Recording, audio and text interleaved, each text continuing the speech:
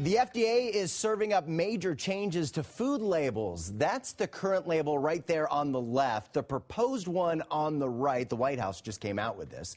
There's a new emphasis on transparency when it comes to calories and sugar, and they're designed to better reflect how people eat. So how can you make the most of the new labels when they come out next year? Here to help is Ellie Freeman with Bastyr University. Glad you're here. Thank you. Now, a big part of this change is focused on serving size. How will that be impacted in the new labels?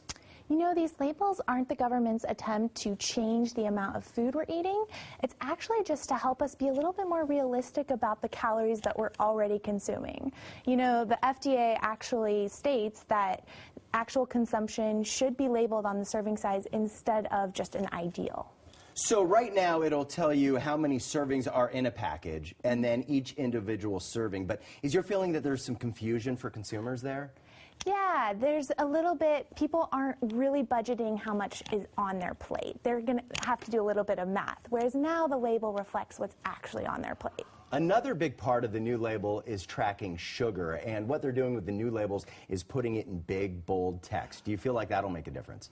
It does. You know, this is the first time that added sugar is being mandated on a label, so this will help the consumer really distinguish between an added sugar versus just naturally occurring sugar like you'd find in your strawberries. So it will tell you if more sugar has been added to a product immediately, so you can pick it up and compare with other products and say, this one has added sugar, this one does not. Then you can make the decision for yourself. Exactly. And just like salt, sugar kind of drives that overeating compulsion. Okay.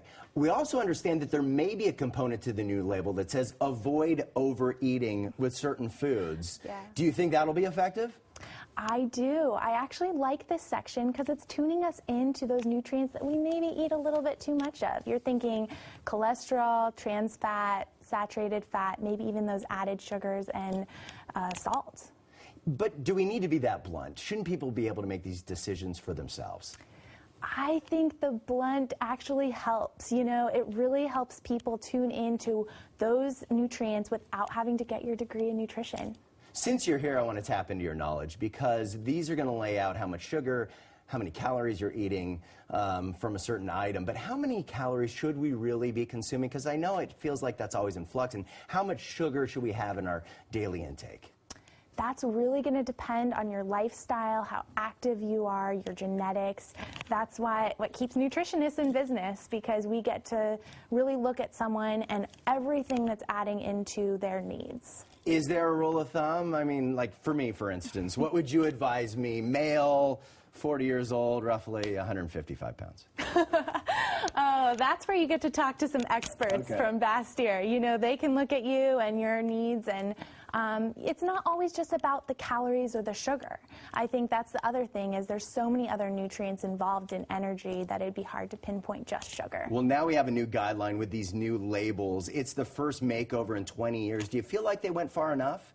I do. While the differences are just subtle, it's taking the emphasis off of just the fat and putting it more on calories and sugar, which I think, as we battle this obesity epidemic, might be really helpful. We expect to see them in a year. Ellie Freeman, thanks so much for your expertise. Thank you for having me.